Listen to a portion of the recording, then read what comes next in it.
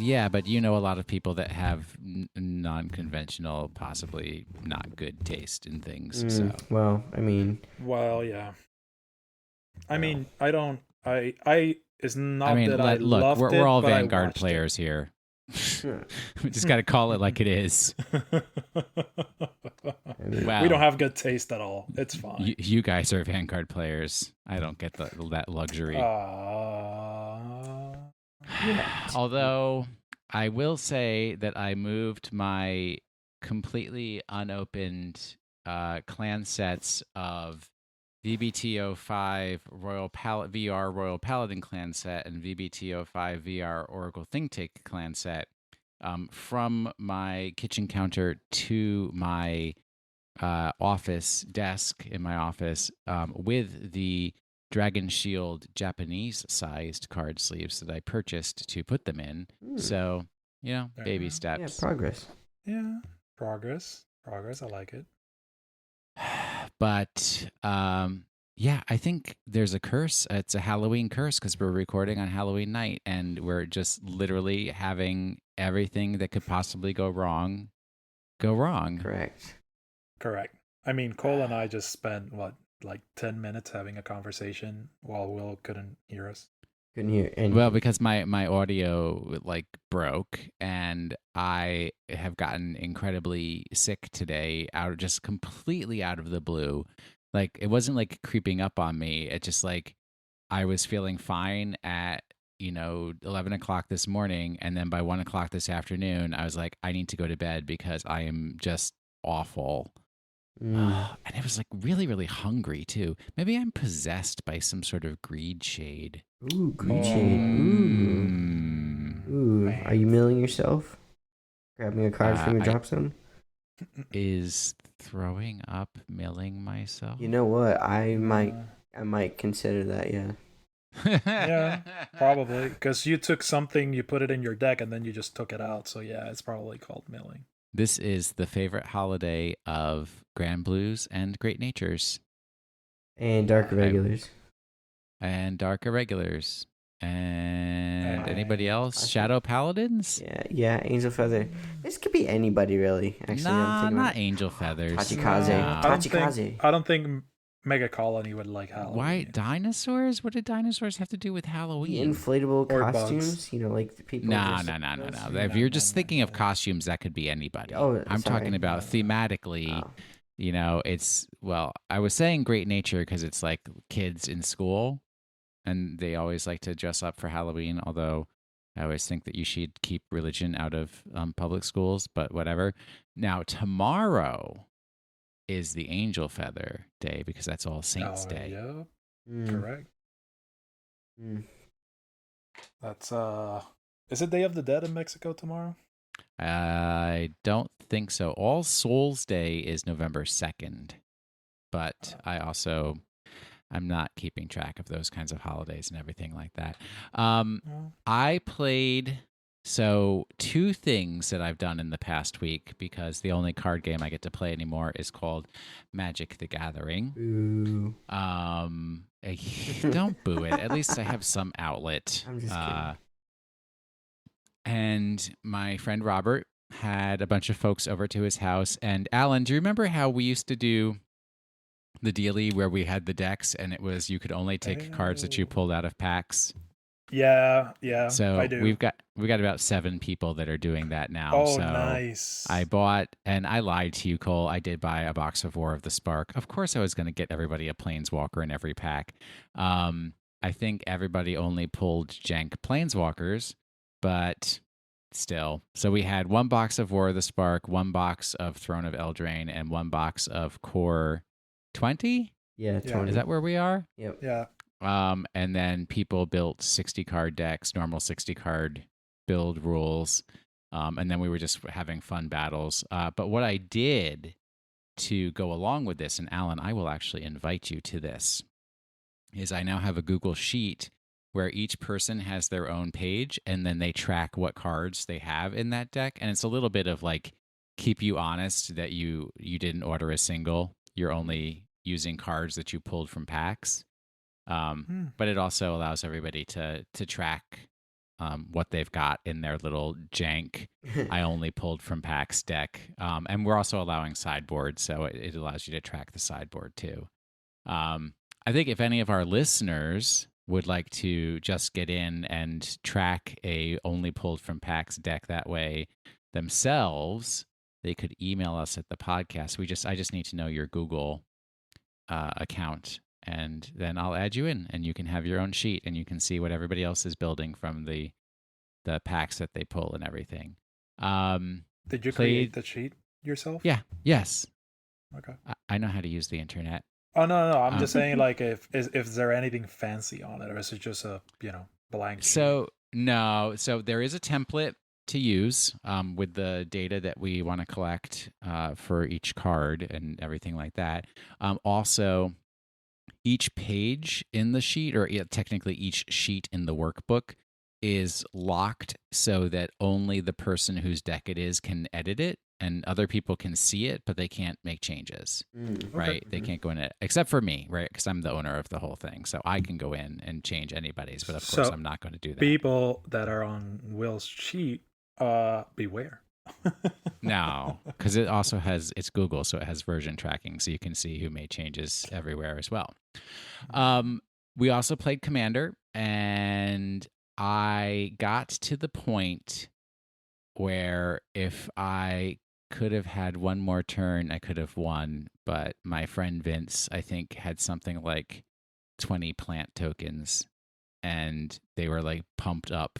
I was like, there is literally nothing I can do to get rid of those plant tokens, and I had nothing to block them with, and that was the end of me. Just like Neonectar. And Neonectar is coming. Yeah, Scary. No, I know. And then I played Commander last night because Wednesday night is Commander night at the card shop by me. And what I have learned, I played, is it Cadena, the Slinking Sorcerer or something like that? That's the morph deck from the Commander 19 precons, something like that. So I was playing that one because I had played it once before. I wanted to play it another time just because I like the colors. Not 100% thrilled with green in there, but whatever. I like the morph concept, and I was doing really, really well. Because the way that deck works is where in my other decks, I normally have like counter spells and everything in hand to play when necessary. With Cadena, you put them as creatures down on the field under a morph. So that then you can unmorph at any time. It basically turns everything into an instant. And then you have your creature that does a counter spell if you need a counter spell, or you have your creature that does, and you just like lay it all out. So you have this field of creatures, and you're also safe because, you can always block with all of your morph creatures if you have ones that aren't that important or anything like that. Except I listened to my friend Robert, and he was like, you need to tap more of your mana. Well, you can't unmorph things unless you have the mana to pay for it. But one turn, I untapped all of my mana, and then he board wiped me. And there was nothing I could do about it. So then I went into the whole, I don't care anymore. Somebody else can just win. But what I also learned, because we were playing with two people that we didn't really know, is... So that your lesson learned is never listen to Robert anymore. Well, that's part of it. Robert's a sneaky. But also, if I'm playing with strangers, I'm going because normally when I start a Commander game with friends or strangers, I say, all right, what kind of decks are we doing? And I just go with low, medium, high. for like how much effort did we put into actually making a coherent, functional deck. But now if I'm playing with strangers, I'm just going to automatically opt for my high deck, which is the deck that I know the best, because there is no telling how long other people are going to take their turns. And I don't want to also have to be reading my cards to figure out what they do, adding to the length of time that the game is taking just because I'm trying to figure out what my deck is trying to do and everything while I'm with this stranger who supposedly knows how to play Magic and yet keeps making mistakes. So Talk about pointing the finger. a little bit. I am still trying to figure out a way to play Vanguard here. I know that we've discussed doing some Skype stuff, which maybe I'll be able to do. I don't know. But I really want to figure out how to play some in-person Vanguard because that's like where I really enjoy it. So, Yeah, I get you. I feel the same way when I'm playing in area, which, giving my information to the Russians. But it feels so impersonal, right? Going to the store and kind of just, when I used to walk into Island and, everybody's like, hey, and, I know. We see all the scream- people that we know and the people we see every week. And Yeah. it's just like being part of that community meant so much to me that I've decided to move back to DC. Oh my goodness. Oh no. No. Oh, gave me a scare. That would be, I signed a 20-month lease, friend. I am here for at least almost 2 years. So, Cole, have you had a chance to play any Vanguard in shop or anything, or is your dog taking up all your time? No, I can play in shop. I played Blade Master Waterfall. I finally spent the money and totally upgraded Blade Master. Because before I kind of like pieced it together with some commons and rares. It did some cool stuff. It just wasn't as consistent. And Blade Master Waterfall is fun. And that's Kagero. Yeah, it's Kagero. It's a real fun deck. It is kind of piece played reliant. against it. Yeah, it's piece reliant, but also that's why you have Waterfall and a couple of other like just solid, good cards in there, so you don't have to necessarily worry about doing the whole Blade Master thing. So a lot of fun overall. Also, I don't know if I said it on the program, but Nice. I did get a Switch, and I do have Vanguard EX. So I've been playing that a bunch. I've completed 2 decks so far. Any guesses as to which ones I've completed? Tachikazes. And Grand Blues. Grand Blue for sure. Not Tachikaze yet. Neo Nectar. So, really? Yeah. Well, because Neo Nectar only has 1 set. So it's Okay. pretty easy. So it's easier. Yeah, it's super It's easy. easier. Grab that stuff. So Nice. I got that. I've been playing a lot, but I don't have as much free time as I'd like in order to play more. But yep. Well, yeah. That's what happens when you grow up and have babies. It sucks. Because guess who's back? Adrian? Adrian. Why does your baby look like so much like you? I feel so sad for your wife that like she puts so much effort into making a baby and then it just comes out looking like you. Yeah. Everybody says that, and honestly, I just don't know, because they say Oscar looks like me. I say, oh, totally. He looks like my wife's brother a little. But Adrian looks like me. There's nothing I can do about that. Stuck with him. Like Cole said, he might grow up and end up looking like mommy. Who knows? Yeah, That's true. But he's got the Camacho nose. I can tell that Yes. right now. That he does. So I did go to the store on Sunday for release night. Oh, for the pre-release, because that's right, because you bought an entire pizza box. Yeah, and then I did the whole recording with no audio stuff that we made fun of already, so we're not gonna talk about that. No, but they had the release. This store, Guild Gaming, they do case tournaments. for every release.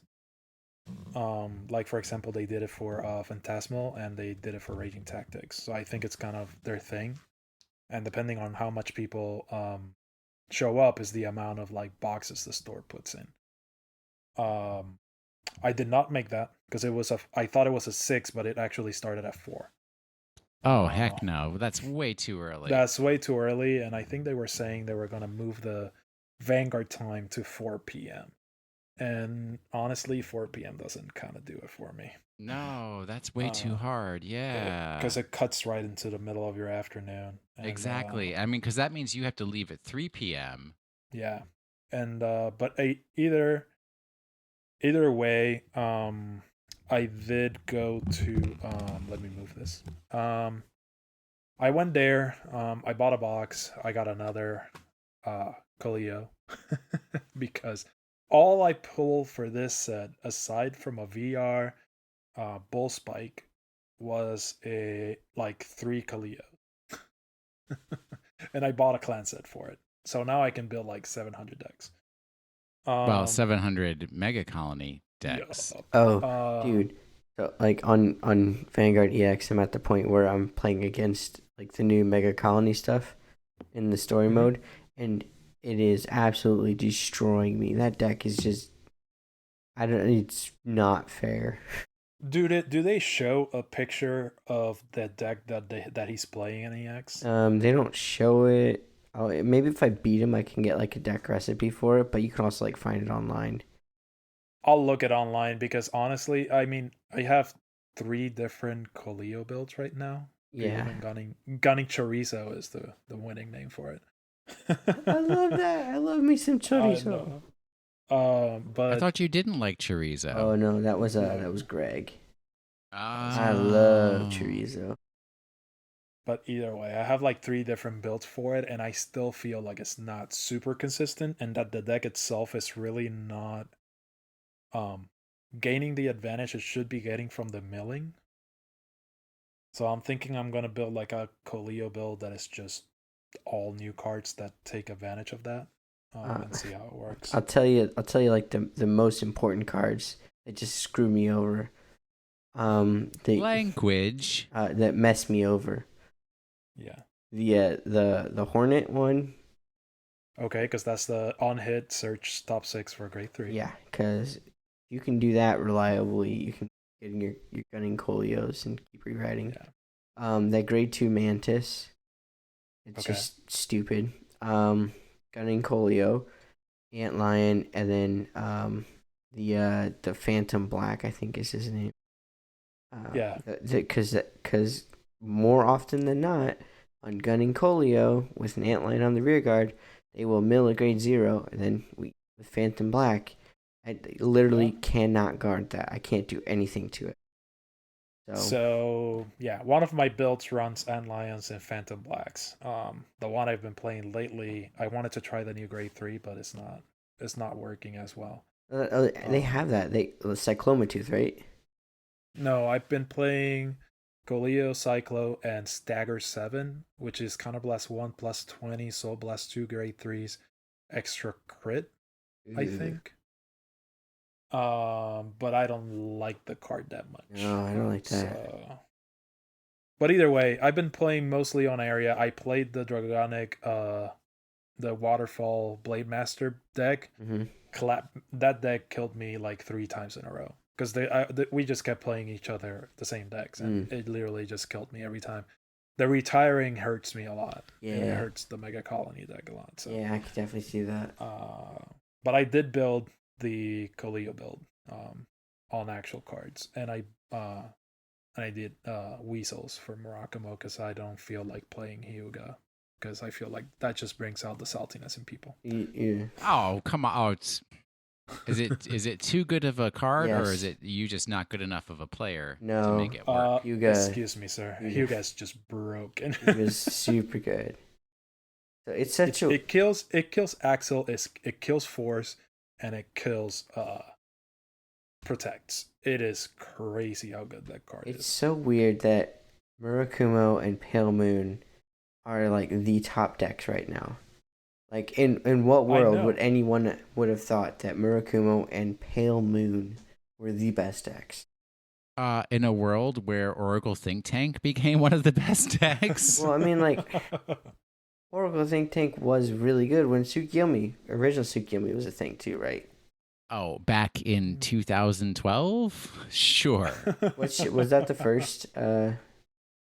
I think so. That was Yeah. back in the day. I know it it was was- like BTO2. It was before I played, yeah. so I don't know. Oh. Yeah, So here's a Well- question, Cole. Do you find that Vanguard EX is easy enough to play? yeah. Even though there's no English? Well, no, there is English. The menus are in English, and I mean, really all you need. Trial and error. It doesn't take too much to figure out like what all the buttons and the controls do. Pretty Okay. So simple. you can help me? Yeah, no, it's really easy. Is it the? Well, if I do get a Switch for Christmas, I'll buy it. It's good. It's a good game. Good You're going to fun. wait until Christmas? You're not going to get a Switch for Pokemon Sword and Shield? Not really. After the whole Alola region debacle, I've lost my faith All right, in Pokemon games. I will give you the feedback on whether it's worth like rushing to get Sword and Shield or whether you're right to wait until maybe just put it on the back burner. I'll be the ultimate judge of that. I know a thing or two about Pokemon games. I gotta say, it's just that Moon and Sun were just very disappointing to me. You're not the only one.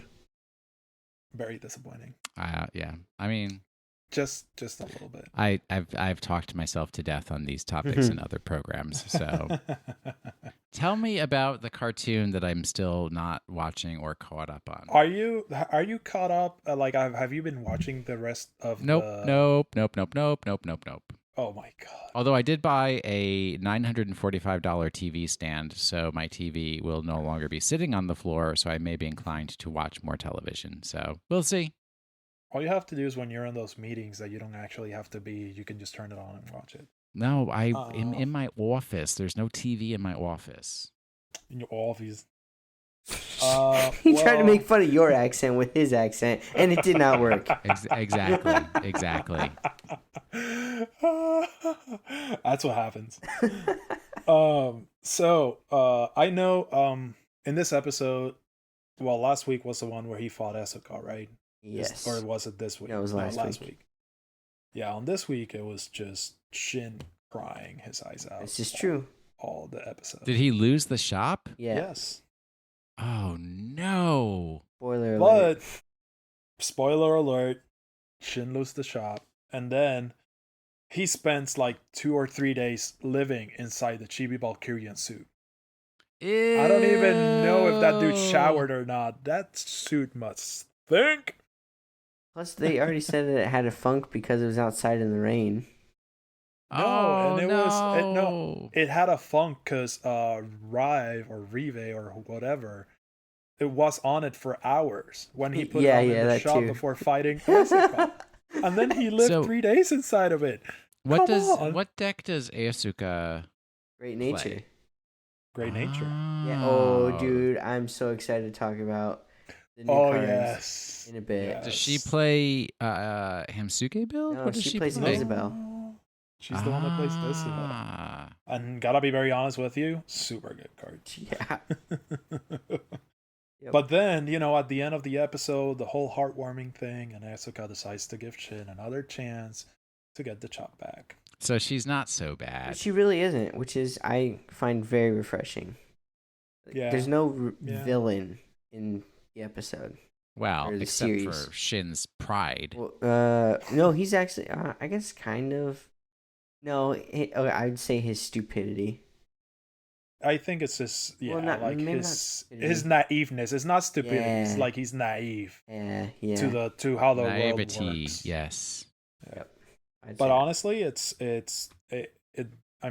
just you could see it coming a mile away that they were gonna give Shin another chance to get the chop back. I mean, come on, it's Shin. I just miss Murakumo Shin.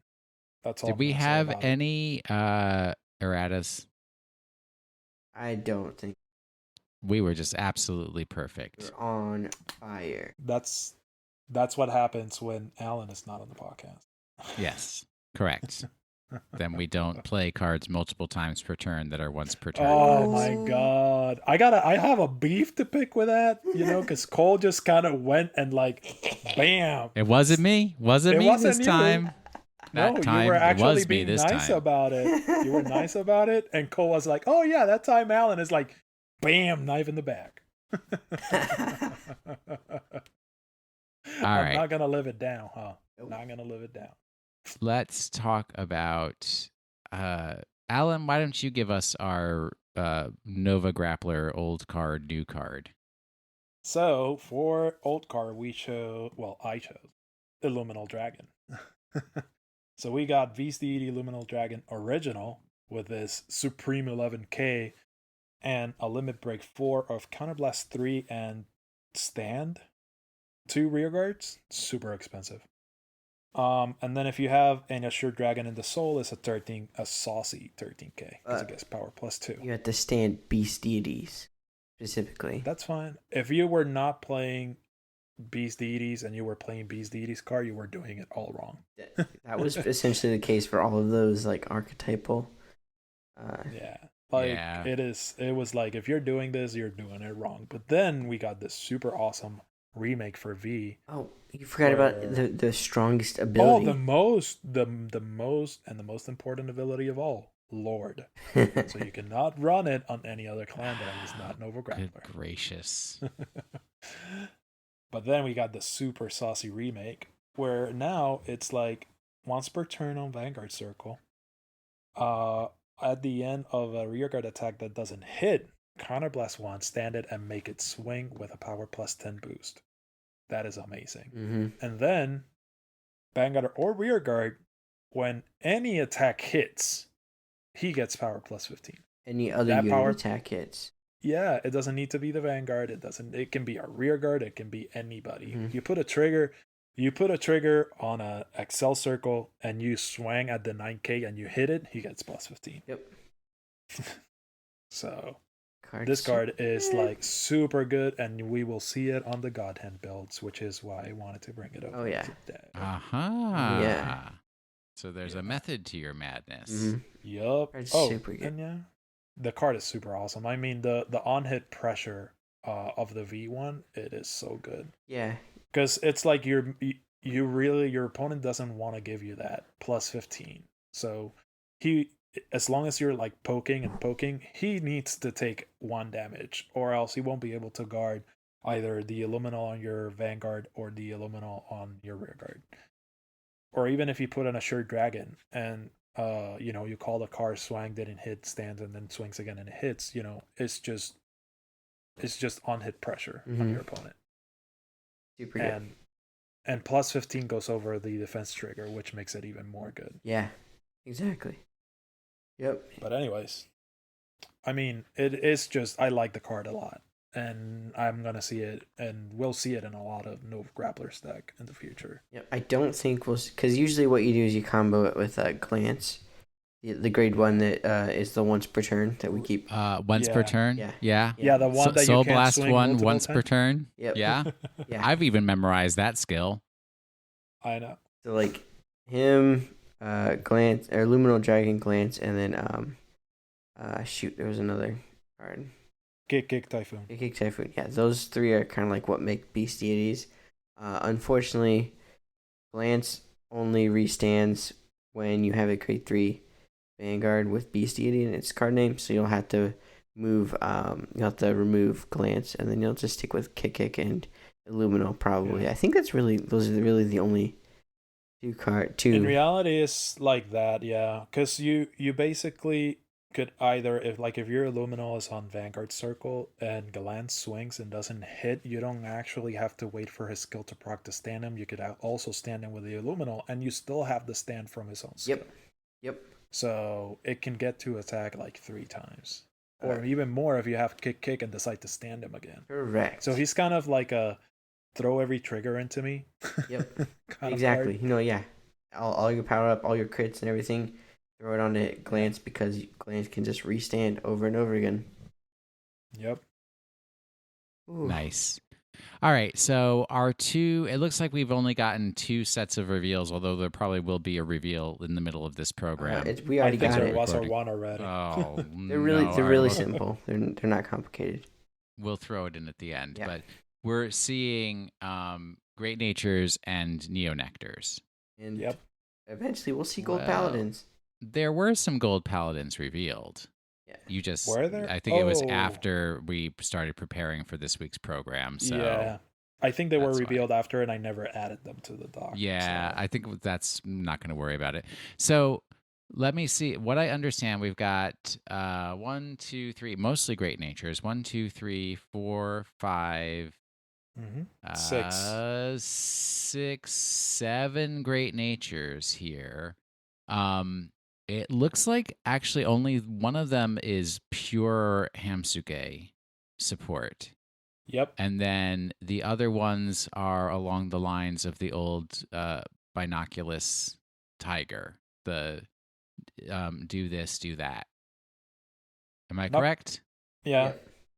Yeah. All right. So the Hamsuke's one, which I think we're still uncertain about the actual name that's going to be translated of the card, but it's the one we talked about last week. Yep. You're soul charging again for 10k power.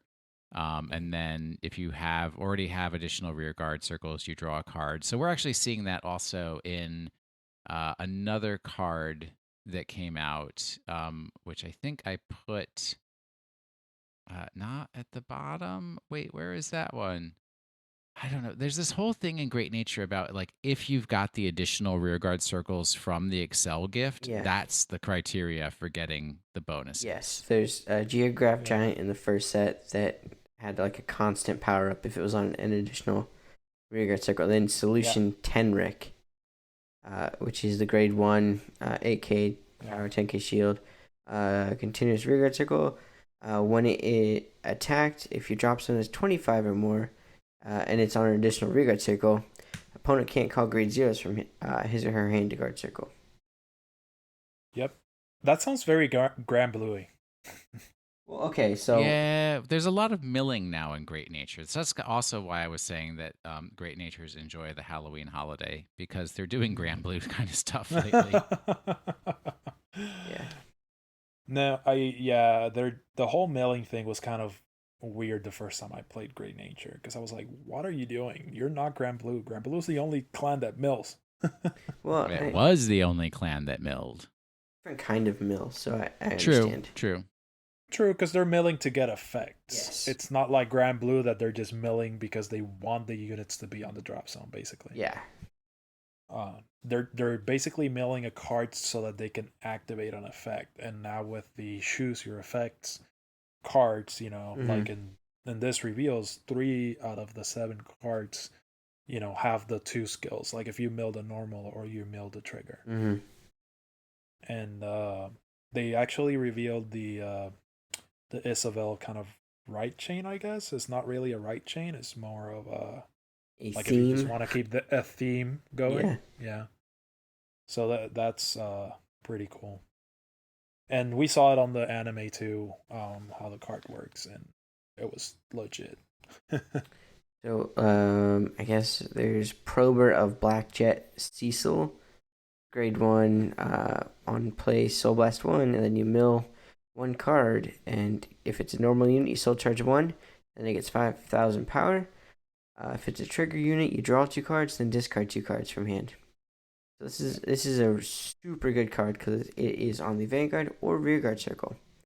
So if you don't have what you need when you have to write it on grade 1, that fixes it right there. Or it's the hand filtering. Yeah. Yep. Mm-hmm. Yep. So this card's super, super good. Yep. And then So, but this also, once again, you have to have you have to have 4 or more front row rear guards. So no, it wouldn't work if you're riding it on grade 1. Wait, no, No, I'm looking at the you're wrong looking at the one. wrong card. Dag nabbit. You really had me confused for a second. Oh. I know. I got like Are you still on Hamsuke? No, On I was Hammer looking Dog? at Protractor Parrot. Oh yeah, that's the one we didn't talk about last week that came out at the same time. But Yeah, Yeah. so that's basically it's a guard. It's only good for guarding, and when it's on the guard circle, if you have additional rear guard circles from Excel gifts, then you do a hand filter there as well. Draw a Yeah. card, discard a Yeah. card, which always to a less experienced TCG player, that always sounds like such a bad deal, right? And then you're like, Mm. well, but actually, you're just like, if you're really paying attention to what you're doing, you're getting rid of something that you don't need, and you're potentially getting something that you do need. So you're like deck thinning and, What- trying to give yourself a little advantage that way. What really gets me of hand filtering is with the randomness of the Vanguard top cards. Like, it can be a trigger, it can be a normal unit, and say for example you were hoping to get like a crit on that drive check, and you decided to do the hand filtering by drawing 2 and discarding 2, and what you draw were like 2 triggers, Mhm. and then it's like, Yeah. what do? You keep them in your hand for guarding Well, next that's when you turn, or- gold paladin and you get to pick. Well, there you go. Yeah, Platinum Ezel. Yep. That Platinum Asshole is so good. Look Yeah. at this. I just find the card to be so good. I don't play golds, but I just like the card itself and what it does. Mm-hmm. It is so cool. I would pick some of All right, so Isabel is the Esuka build. That's Yeah. Well, there's another card right before Eska that kind of important. That's a scientist of Black Sheen Mathilda. Yeah, which is a but grade that's like 2. falls along the Isabel line. Yeah, So right. it So does. it's support for Isabel. So let's talk about Isabel first. So because right, the main thing of Isabel here is if you have Isabel as your vanguard and your opponent's at grade 3, because we're back to G era, whatever. For all of these cards that are like do one or the other effects, you get to do both of them. Yeah. Yeah. Right. And then, so her thing is on play, Soul Blast 1, Mill 1, and then if it's a normal unit, 15k power. If it's a trigger unit, take a card from your deck. Or you take the one that you milled and you put it in your hand. Tricky. But basically, it's meaningless because if your opponent's at grade 3, you mill it, put it to your hand, and you get both. You get the 15k power. Yep.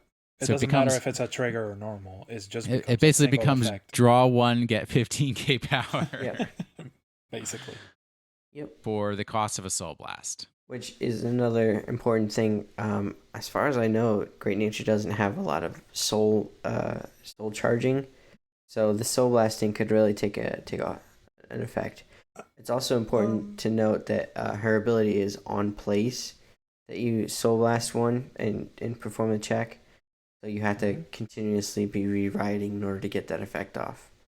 Sure, Yeah. but for other cards like Prober of Black Jet Cecile, her skill applies to this as well, Right, right? yeah. Perform one of the Yeah. effects. Yeah. So Cecile is on play Soul Blast, Mill 1. That's the draw 2 cards, discard 2 cards from your hand. So you filter and you soul charge. Yep. And get power plus 5k. All right, so Scientist of Black Sheen's another one.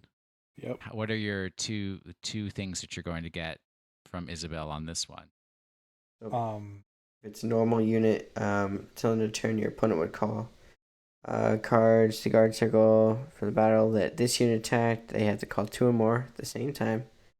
And trigger unit, it gets +1 crit until end of turn, but it doesn't get So you any get extra both of power. those. Doesn't get But any do the effects activate when Isabel does the mill, or when the card is performing the check No. itself? Isabel gives that to your field. So then that's- you pay the cost, and so like for Scientist of Black Sheen, the cost is Counterblast 1 and Mill 1. And then normally, if Isabel wasn't there, it would depend. Like if you milled a normal unit, you get to the guard restrict. If you milled a trigger unit, you'd get the crit +1. Isabel makes it doesn't matter what you milled, you're getting both. Right. No, because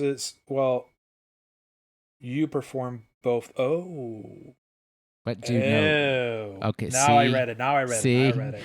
Alan, you're just digging your hole deeper, brother. I mean, you know it. You guys need to have somebody to talk about when I'm not on the podcast. Boy, oh boy. So now I understand it.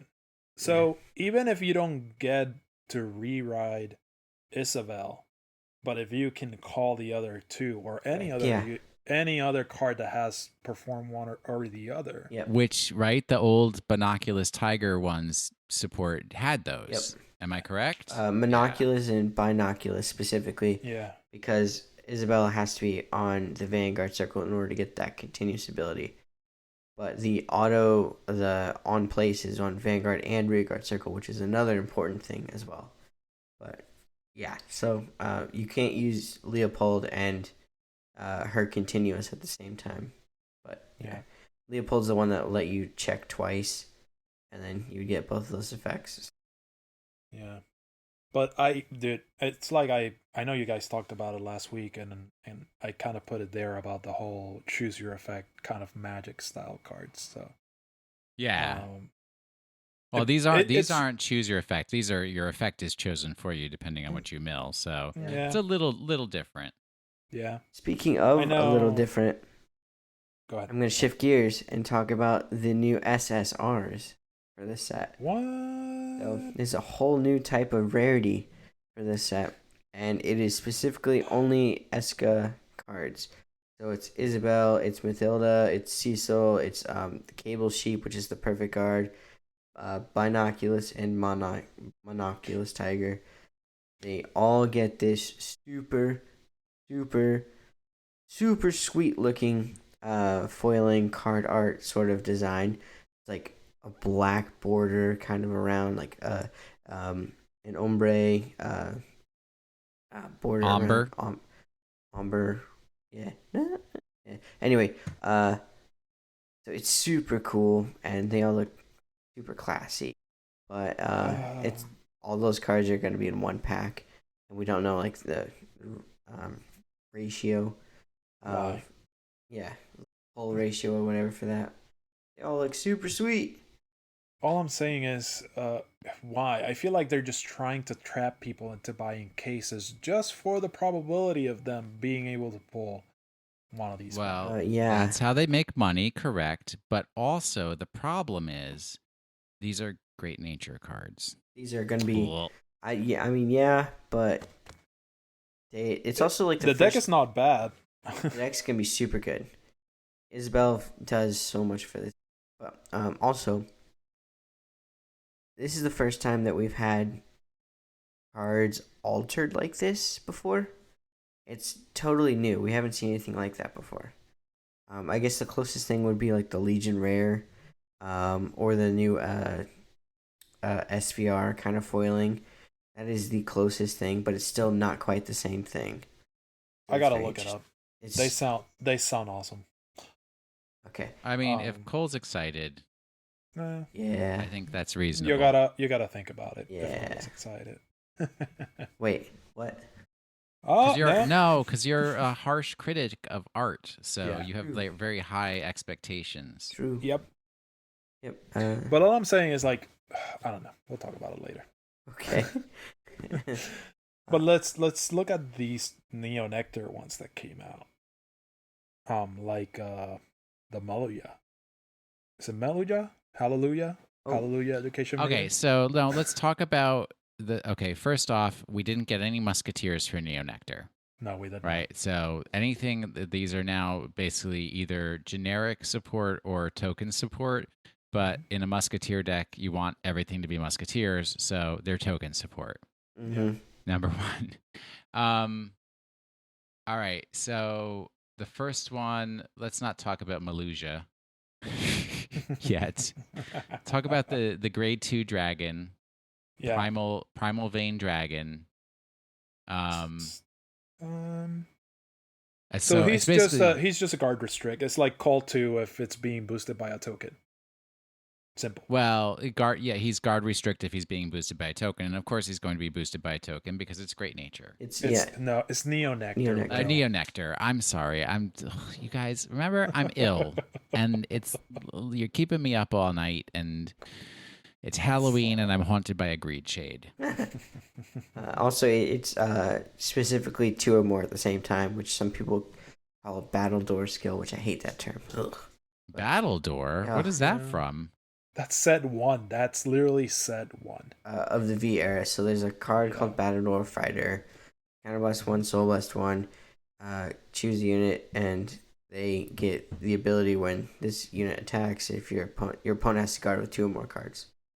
It's basically a Musashi. Let's call it a Musashi effect. It sounds better than Battledore effect. Or we just call it 2 or more guard restrict, and that's clear and concise. Agreed. Musashi effect. Yeah. It sounds awesome. We also, so before we completely jump, there's one more Great Nature card I wanted to talk about, because this card actually changes a lot of things for the deck. Observation Scriber Sunny Quill. It's a grade 2, 9k power. Basically, once per turn, when your Vanguard attacks, if they milled a card, you counterblast 1 and stand this unit. So it's a restander in Great Nature, and it just means a whole other attack. And for a counterblast, which right now it doesn't look like the deck is using too many counterblasts. So I think this card is definitely something to look out for. They're trading off between counterblast and soul blast. Yep, which I think is great. What it looks like. I mean, a restander in an Axel deck is dangerous. Always good. It's always dangerous. Mm-hmm. No matter the deck. It can be whatever deck. A restander is dangerous. Yep. So I really I didn't want to skip over that card because I think this card's going to cause some problems later on. But yeah, okay. So yeah. Well, I mean, don't sleep on Great Nature because those dudes are always pulling off tricks. Even now, do not sleep on Great Nature because all they need is a good roll, and they don't even need that high of a good roll. So it's good stuff. Education Maiden Maluja. Maluja. Sorry, Maluja. Grade 2. Probably gonna be a 10k, I assume. Act on rearguard circle. Okay, so last one. Retire any number of plant tokens. Okay.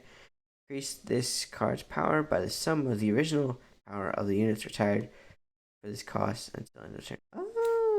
So you want those better tokens? Yeah, you want those better, like improved. Yeah, those ones. One thing to notice, and one thing is isn't activated.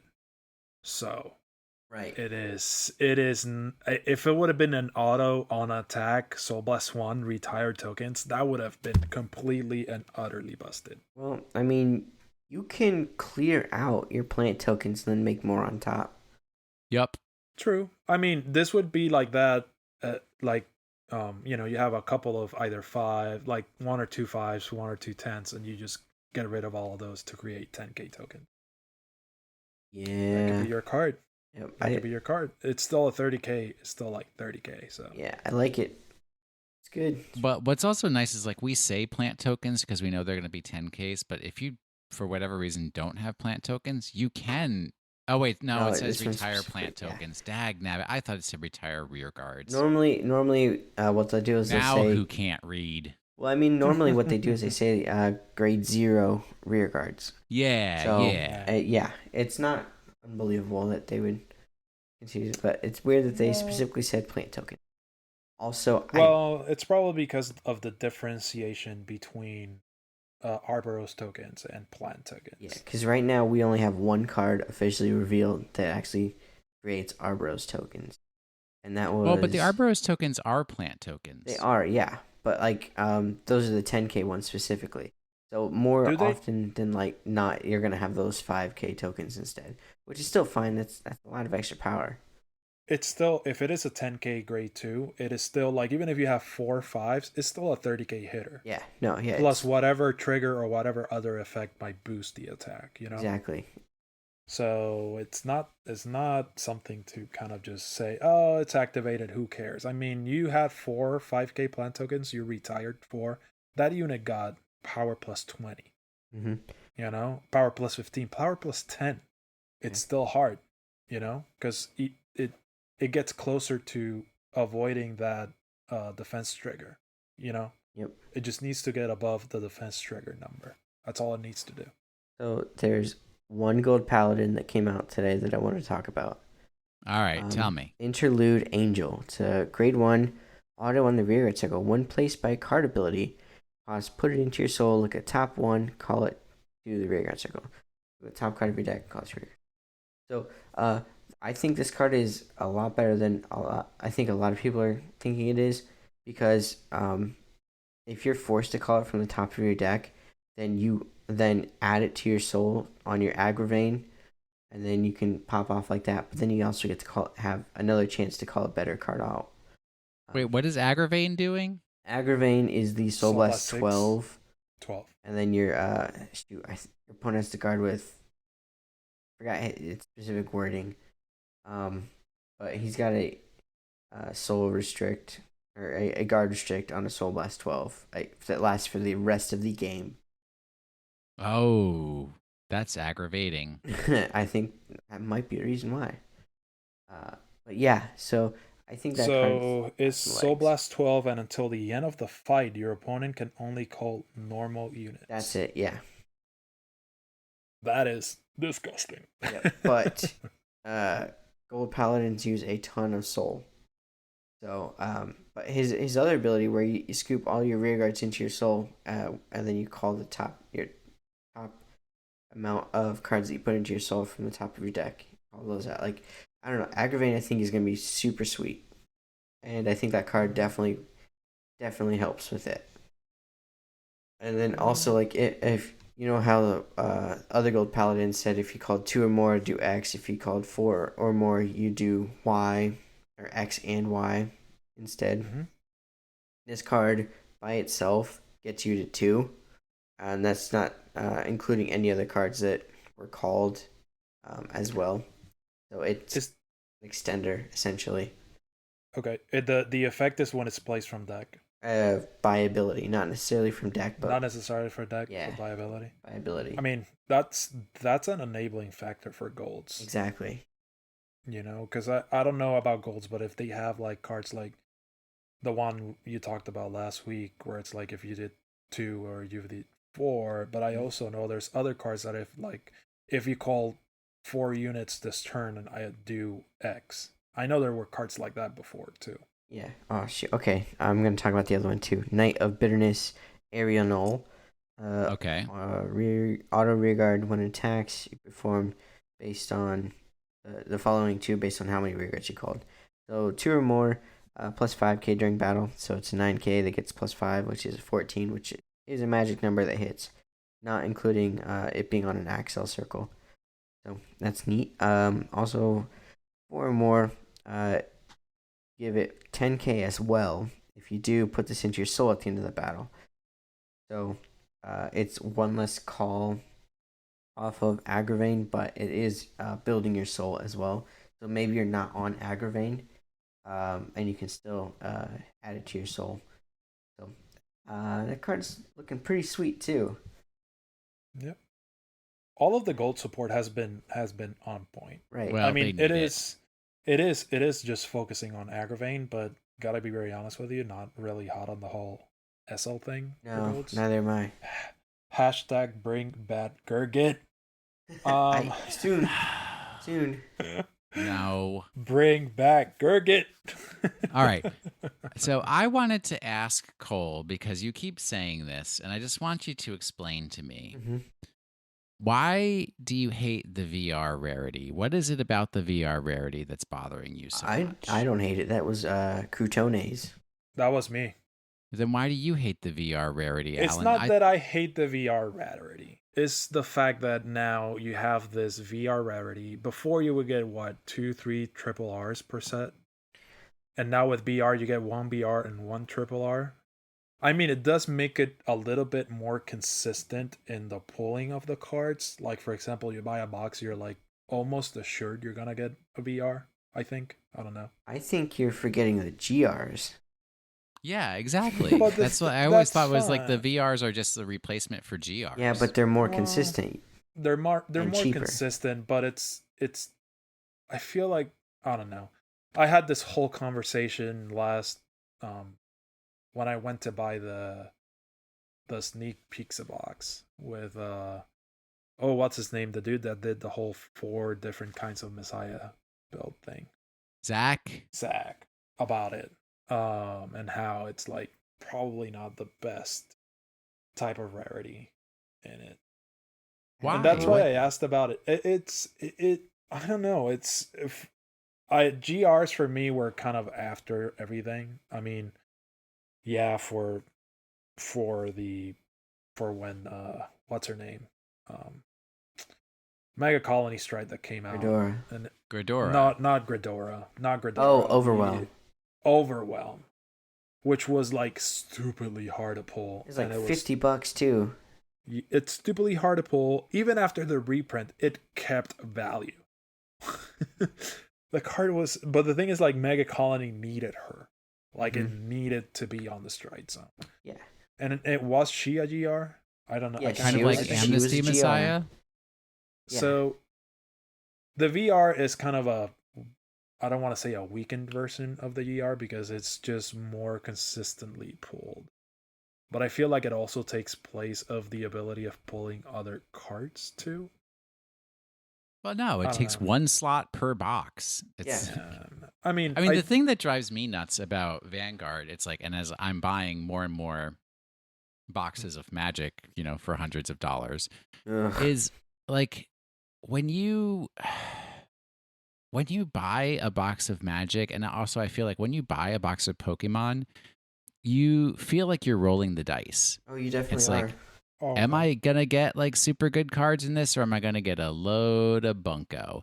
But with like Vanguard, it's like I know I'm gonna get a VR. I know I'm gonna get so many triple Rs. I know I'm gonna get so many double Rs. It's like you don't know which ones they're going to be, but you know they're going to be there. Yeah. And I mean, number one, yes, that like helps protect your investment, but for those of us that like to open packs, it certainly takes the excitement out of it. Well, I mean, also, well, not really, because even when you're just looking for that BR, like I was looking for Anger Bladers, and I bought a box, I opened it, and I got a Kaleo, right? I got a Chorizo. So it doesn't take the fun out of opening the pack, because I was opening them, and every time I opened the pack, I pull the cards out, and I slowly reveal the last card to see if it's the VR.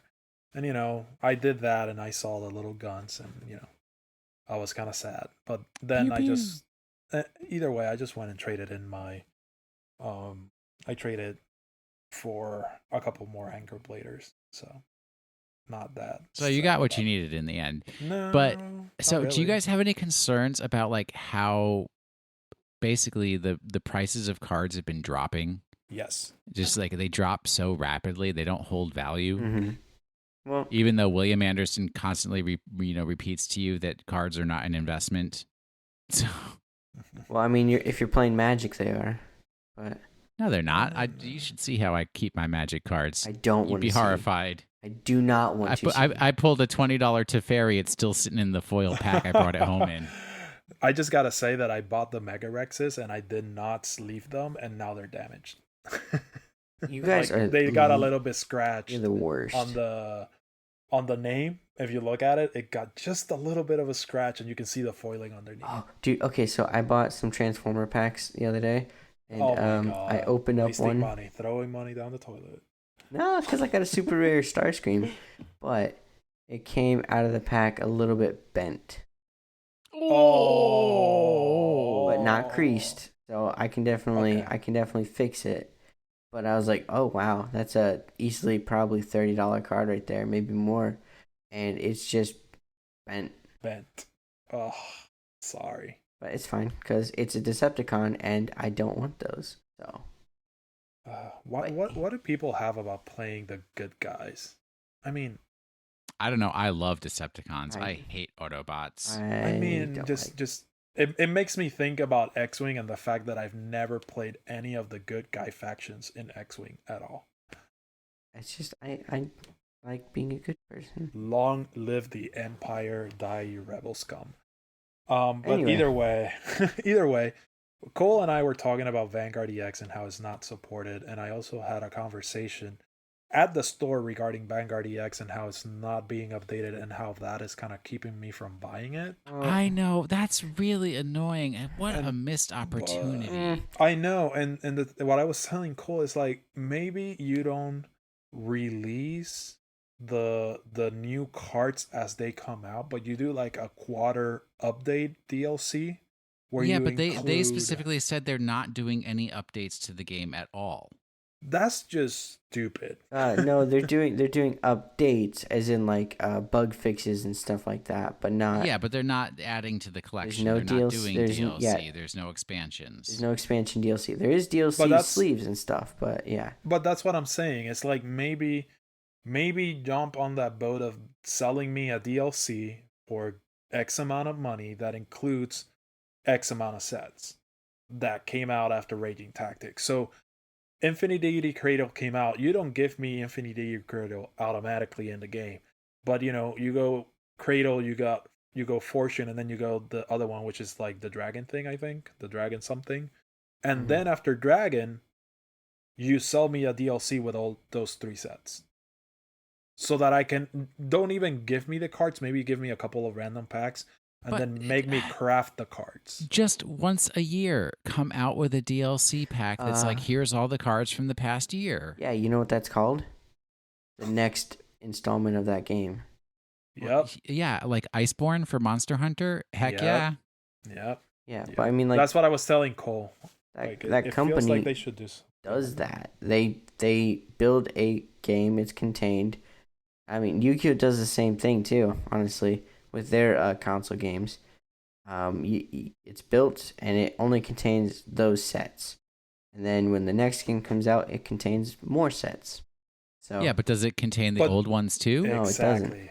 it doesn't. That's just not what they do. I agree. It would be so much better if they did that, but that's just not. That's not what that's gonna happen. And it does that detract from the game? Does it make it a less fun game because it's not up to date? No, the game's still fun as heck. Still really good. I mean, solid. you can still. You are right. You are right, because it's like, buy the game as it is. Yeah. And then be happy if there are add-ons and everything. Please, I got to remember, I'm the 1970s, 1980s kids. DLC, there was no D. So There was loadable content. Yep. Not even. No, you bought a cartridge. That cartridge, there was no internet to load anything onto. I made a joke after your joke. Remember, Will used to buy floppy disks. I had floppy disks. Update his games. I used to buy cassette tapes that had games on them. Oh my god. Wow. I did not know that.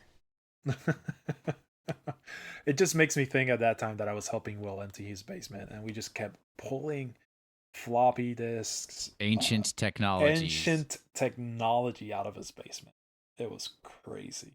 All right, we've gotten so far off topic. What is our questions of the week, Dealy? That's your deal, Alan. Last week we were with the what do you do to keep the game fresh for you, right? In the Discord there were a couple of conversations regarding this topic, and I kind of just wanted to ask. I know, Will, you don't have a Vanguard community, so you're kind of in a resting phase right now.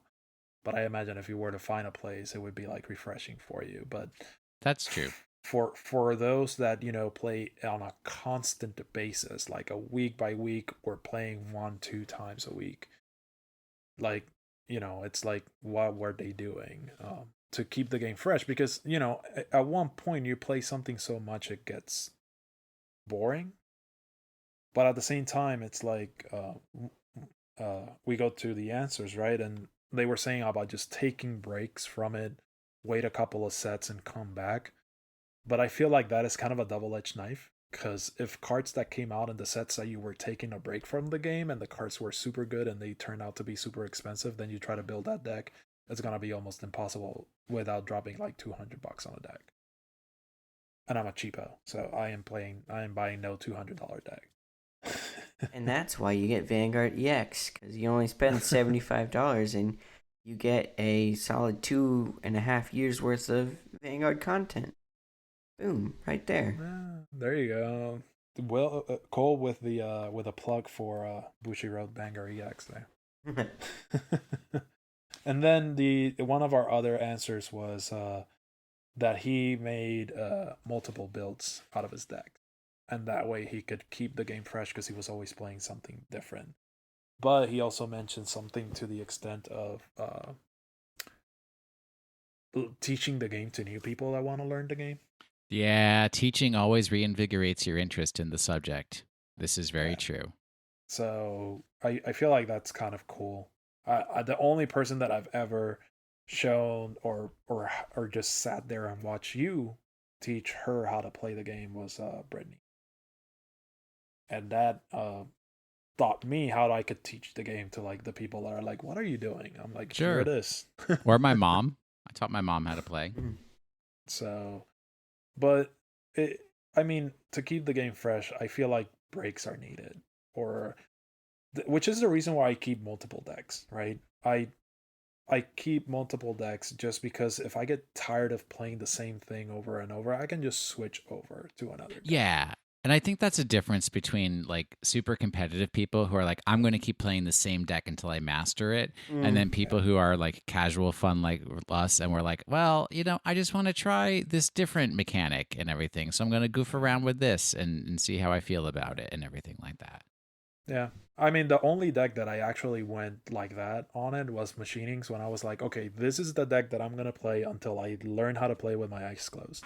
That was literally the only deck that I did that with. That one and Jasui. But Jasui was kind of harder to pull off, so I kind of stuck with Machinings back in the era. And I did it. I mean, I played the deck until I was really good at playing the deck. So, but I just switched over and started playing Brave. Brave! I'm putting people with the salt miles. Anyway. All right. What's our question for next week? So our question for next week is going to be, what do you do when you don't know the cards that are being played? Normally, I keep on the Discord and whatnot, I read some of the cards that are revealed, I read the cards, I read the effects, but then like when I played against Hyuga, even though I had read them, I had to ask the dude, like, what is that doing? And how did you pull that off? And how did you do this? And, how can you retire everything from my thing? It's so I had to kind of like ask the person to explain the effects to me. Because like you mentioned on the last episode, some people just assume that and they just go through their motions and do everything, and then you're like, okay, then how did that happen? But also, along with that, what do you do when you don't know your own cards and you're fresh to your deck? Like, how do you learn your cards? Do you sit there and read them and memorize them, or do you learn by playing them and then saying, "Oh wait," like reading them as you go, and then like imprinting that on your memory? What are people's strategies for those kinds of things? Gold fishing. What's that? That's what I do. What's gold fishing? I've never even heard of that. It's when you play your own deck without anybody. I played it like I just go through every turn, and like I ride on grade 1, I draw the card, I end my turn, I take 1 damage, I ride grade 2, I do certain things with the cards that I have in my hand, I attack, I do my drive check, I pass my turn, I take 1 damage per turn until I'm dead. And after grade 2, I kind of always force myself to discard 1 to 2 cards by guarding, like as if I'm guarding multiple attacks. Interesting. So that's how I do it. I don't know if that's how people do it, but that's how I do it. I kind of just do that. I ride grade 1, take 1 damage. I ride grade 2, discard 1 card for guarding and take 1 damage. And then I ride grade 3, I discard 2 and take 1. And I keep doing that until, the game ends. If it's like the second grade 3 ride, normally I end it after the second grade 3 ride, because it's like, okay, I got up to this point, I can just start again. Yeah. And that helps you get a feel for the cards in your deck. All right. Well, we'll hear from our listeners what they do to learn their cards or what they do to learn opponents' cards and everything like that. Reminder, you don't need to create an account on Squarespace account to post answers. You can post them as a guest. And as long as Alan is not taking care of one of his numerous children, he will try to take some time to respond to everything that you write. Yep. Closeout stuff, normal closeout stuff. Please review our podcast on iTunes. Say thank you to Zach Boydis for the intro music, Jeremy Woods for the outro music.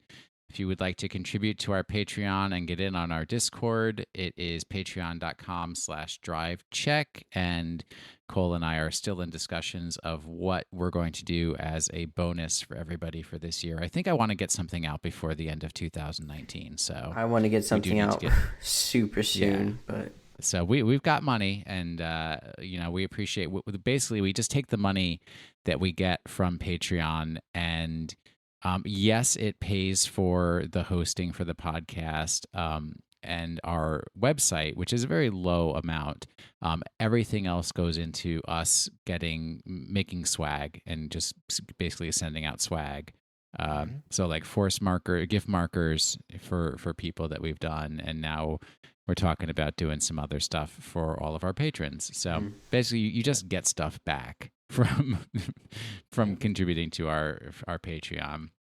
YouTube will have that fun video coming up soon. Guess what? What's up? We have officially reached 100 subscribers on our YouTube channel.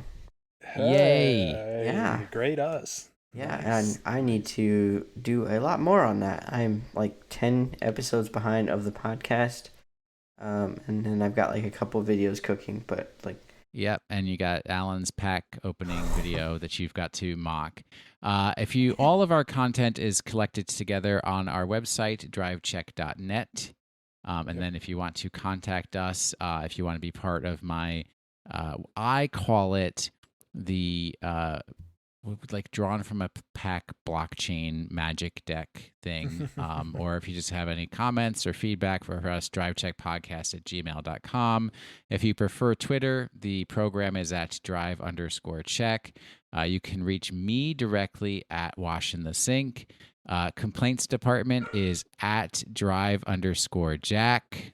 That's DRIV_JACK. I'm going to complain about that dog that has decided to start barking as we are recording. Cole? It's me. I am at Cole_McCune, COLE_MCCUNE. Yep. And if you want to reach me, I'm at the tallest IT guy. And thank you for listening to this week's episode of the Drive Check Podcast. It's not the end. I will become even stronger. I think Blanche disagrees with you. I know, right? But this is Evil Slaying Swordsman Haugan. Hogan? This is literally like a super old trial deck gold paladin card. But got a remake in the V series, and he's super good in the V series. What does he do in the Vs? All right, let us get that all over there. Auto Vanguard or Regard. When your Vanguard attack hits, look at the top card of your deck. You may call a card with grade less than or equal to the Vanguard, to your Vanguard from among them, your other Regard circle. If you called, retire Haugen from your Regard circle. So that's not a bad card. It's no, and especially like it's a grade 1 8K. So if it's your first attack, then if it hits, then you get to call another card that can attack again. So cool. That's how those gold paladins roll. Yep. Yup.